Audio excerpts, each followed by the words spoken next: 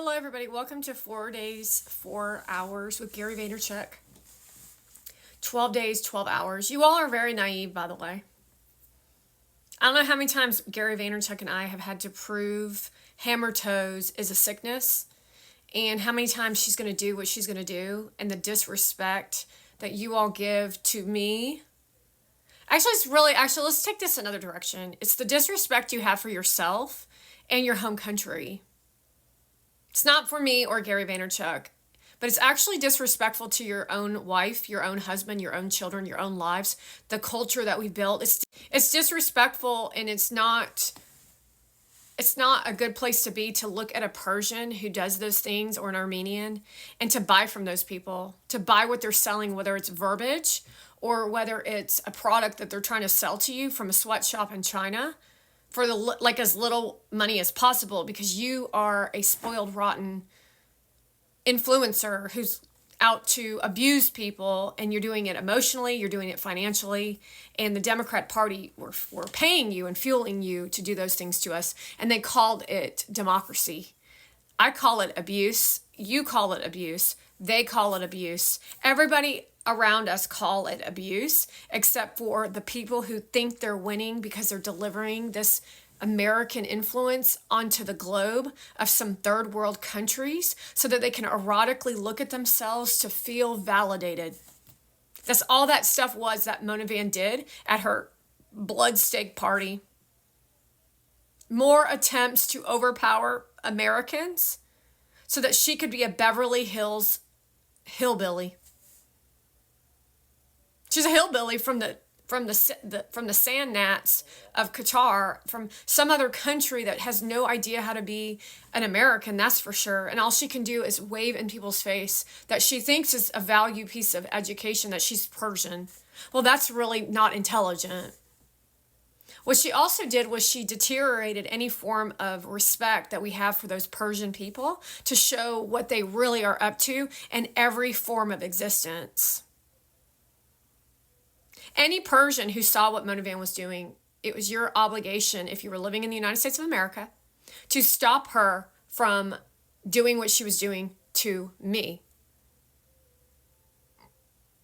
It was your job, because that's why you're here. That's why you were invited into this country, is that we could get educated on your culture so that we could stay American. Yet what you did instead is you opened Legance, and then you took her to Miami and you put clothes on her. Those of you who knew that she was up to horrific things to American people, you moved to this country to participate in American culture, try out American democracy, and try to say goodbye to the heritage of Iran. And it takes a lot of work to do that. However, what you did instead is you allowed a Mona Van to show up at all your parties so that you could bring that into America. And then you didn't stop her from doing it, did you? So now you've ruined your ability to be American, because what you've done is you've tainted the pot of what it looks like to be in this country as somebody who's either a first generation migrant or immigrant. Meaning people are going to look at you now and they're going to judge you, Legance, because you're Iranian. That's what they're going to do, because I'm going to make sure of it. Because you're not going to sell us on facade and lack of reality. Do you understand that that's how you've always lived your life?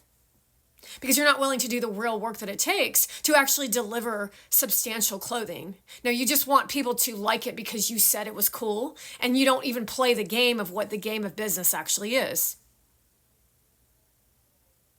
No one likes your shit because you're a manipulator and you're a liar, and all you do is bring around women like Mona Van to praise your ego so that you all sit in a Ponzi scheme. It's not style.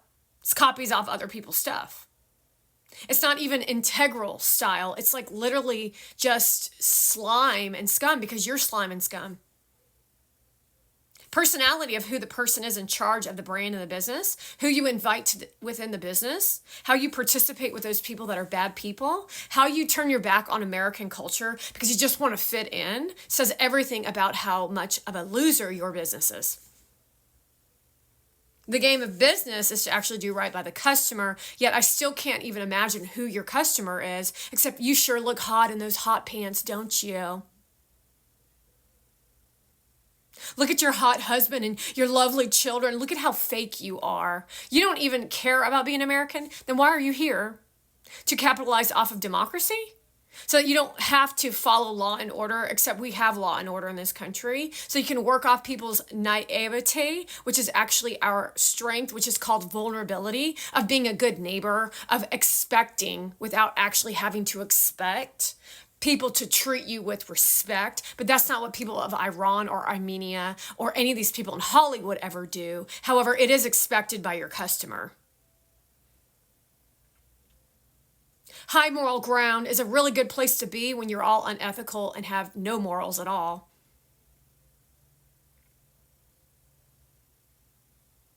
So you came to this country, Laganse, to steal fashion tactics, to work in a Ponzi scheme off of money that you had when you were in a Persian country or an Iranian country. I don't want your donation. See, that's how they cover up their filth, is they try to give money to their friends so they can all travel to California to go to the Laganse fashion show or the New York fashion show.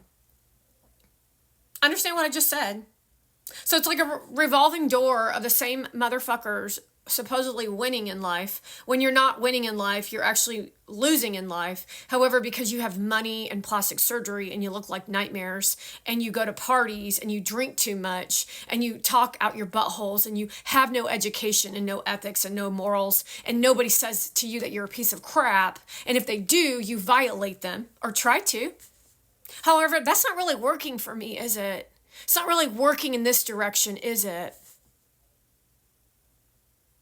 Because I'm stronger than you, because I'm an American and you're from Iran, and Iran is a third world country full of greedy ass people.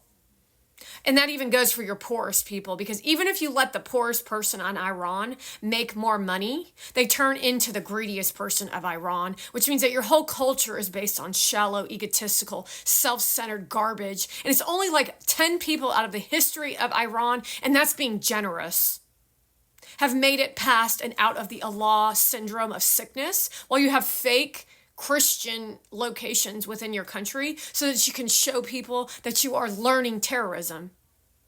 It's not, you don't actually really think that anyone in the Arab countries would ever have a Jesus worshiping church and do that with high moral value, do you? I mean, really? I mean, a missionary should know that they're being duped when these people are coming. The only reason they invite missionaries into these countries is so that they can learn how to fuck you over with your own shit. You do get that, right? That's actually how they work this shit. But I have to tell you that even those missionaries that go over to other countries, they're not as stupid as you think they are. So you might put a veil over their fucking faces. However, the reality is everyone knows what an Arab is actually up to. Like Christian Dior in front of a Christmas tree with no ornaments, and then the next year you hire a decorator in your house, but they barely put any decorations up. Then you hire a chef, then you hire a maid, then you hire a car driver, then you want to do a brand deal with somebody who's selling an electric car, which is really fucking annoying, and then you don't ever show the car again because you didn't actually rent the car out for a lease. It was actually just a rental for some weird ad that you decided to make because you wanted to fit in with cool people with Chloe Flowers. Wow, that's really a great career, isn't it, folks? Think about this as a career. The career being that you literally are up to nothing. Except for hammer toes. Except for acting like a child when you're, 40 this year? Happy birthday, by the way. This is your birthday present. It's exposing you more for your blood steak party. While you celebrate yourself by yourself, because no one actually wants to be at that dinner party, except for we know that you're going to make more photographs of erotica with you using AI to generate some form of emotion to disintegrate humanity so that only you can thrive in what you think is success. And that's really the reality of what all this is. Only you deserve to feel happy inside because you just want people to tell you how wonderful you are. Well, you're not wonderful and you're a horrible person and everybody freaking hates you, yet you won't register in your mind. You won't register in your mind because you're too spoiled, you're too self-centered, you're too egotistical, and you have no clue about how to be a real person because you're too busy over there worshiping Allah on your knees. Yeah, that's Allah that was given her the fingers. And that's the reality of what every Persian lives.